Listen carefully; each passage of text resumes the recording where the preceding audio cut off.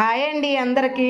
ఇదిగో కాకరకాయ ముక్కలు కట్ చేసి పెట్టుకున్నాను నేను ఆల్రెడీ. ఒక్కొక్క కాయ 2 ముక్కల కాడికి, ఇదిగో 3 పెద్ద కాయ అయితే 3 ముక్కల కాడికి కట్ చేసి పెట్టుకున్నాను. నేనైతే పైన ఇది తీసేయలేదండి, కొంచెం చేతి తగలాలని చెప్పి ఇది తీయలేదు. ఇంకా దీంట్లోకి ముక్కలు వేసేసుకుందాం గిన్నెలోకి.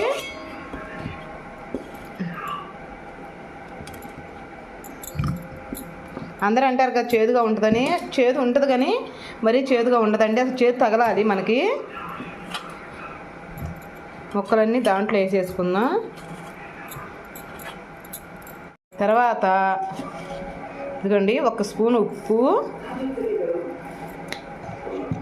1/2 స్పూను పసుపు వేసి బాగా కలుపుకొని పక్కన పెట్టుకుందామండి. ఒక అరగంటన్నా ఉప్పులో నానితే ఆ చేదు అనేది మనం పిండేయడానికి బాగుంటుంది. అప్పుడు దాకా మూత పెట్టేసి వదిలేద్దాం. ఇదండి కాకరకాయ ముక్కలు ఉప్పు పసుపు వేసి శుభ్రంగా ఇలా పిండుకొని ఇదిగో ఇలా పక్కన పెట్టేసుకున్నాను నేను. ఇదిగో ఇలా మేము గిన్నె పెట్టుకొని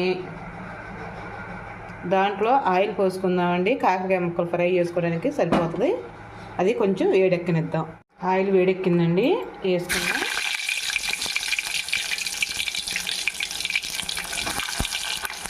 కొంచెం కొద్దిగా వేసుకొని వేపుకుందాం.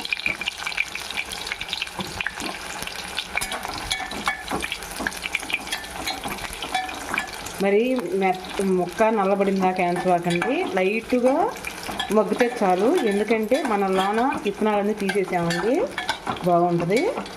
కావాలని నేను కొంచెం చేదు తగలాలని చెప్పి పైన చిక్కు తీయలేదు. మీరు ఆ చేదు వద్దు అనుకుంటే పైన శుభ్రంగా చిక్కు చేసుకోవచ్చు. పైదంతా లేయరు కొంచెం మెత్తబడిందాక మనం చూడండి.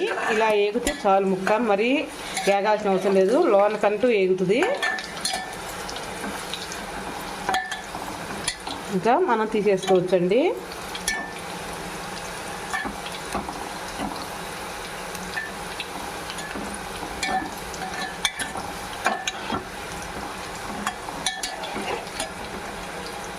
తీసుకొని ఒక ప్లేట్లో పెట్టుకుందాం. మొత్తం తీసి ఇలా పెట్టుకున్నానండి. మళ్ళీ ఇంకోసారి వేసుకుందాం. 3 టిప్పులుగా వేసుకుంటానండి, కొంచెం కొంచెంగా, ఆయిల్ వేస్ట్ కాకుండా ఉండటానికి. ఓకే, సరిపోతాయి. అవి కూడా ఈ ఫ్రై చేసుకున్నట్టే మరీ ఎక్కువగా చేసుకోకూడదు, మోయినంగా చేసుకుందాం. చూడండి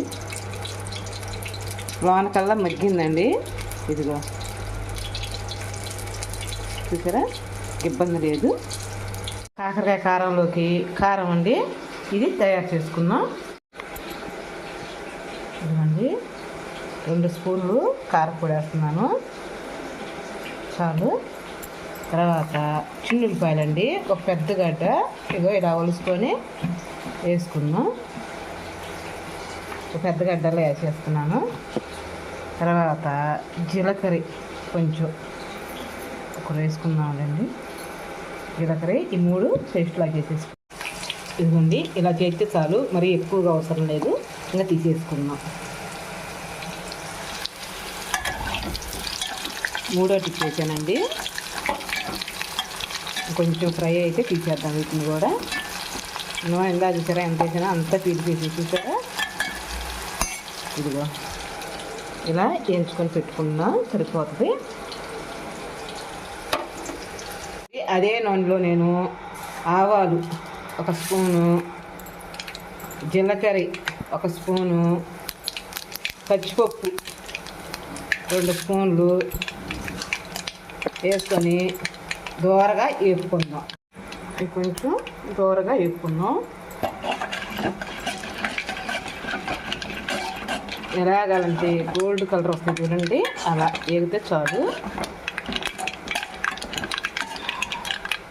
ఓకేనండి, వేగినవి. దాంట్లోకి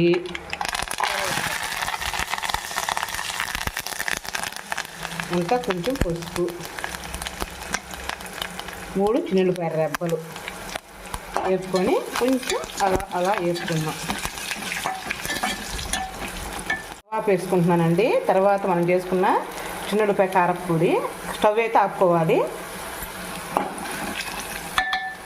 కారం మాడిపోతుందండి, అది గమనించండి. ఇంకా మనం కాకరకాయ ముక్కలు వేసేసుకుందాం. ఇందాక మనం ఉప్పు వేసుకున్నామండి, అది ఒక్కసారి గుర్తుంచుకోండి. కొంచెం ఉప్పు వేసుకుందాం, ఎందుకంటే మనం ఇందాక కాకరకాయ ముక్కల్లో ఉప్పు వేసుకొని ఉప్పు పసుపు వేసి బాగా ఆ రసం అంతా తీసేసాం కదా, అది ఇప్పుడు బాగా స్టవ్ ఆపుకోవాలండి. కారపొడి మాడిపోకూడదు. మంచి వాసన వస్తుందండి, అమ్మని సువాసన.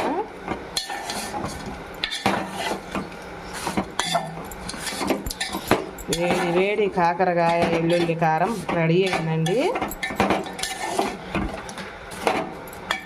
ఇదిగోండి కాకరకాయ ఎల్లుల్లి కారం రెడీ అయింది. చాలా బాగుంటుంది. వేడి వేడి అన్నంలో కొంచెం నెయ్యి వేసుకొని తింటుంటే ఉంటుంది. కాకరకాయ చేదు కూడా అనిపించదండి, అంత బాగుంటుంది. ఎందుకంటే మనం చిన్నులపాయ వేసాం కదా, ఆ మంచి ఫ్లేవర్ ఇస్తూ ఉంది. చాలా బాగుంటుంది. మీరు కనుక ట్రై చేసి ఇది నచ్చితేనే ఒక లైక్, ఒక కామెంట్ అండి. రేపు మంచి వీడియోతో మీ ముందరకు వచ్చేస్తా. అంతవరకు బాయ్ అండి.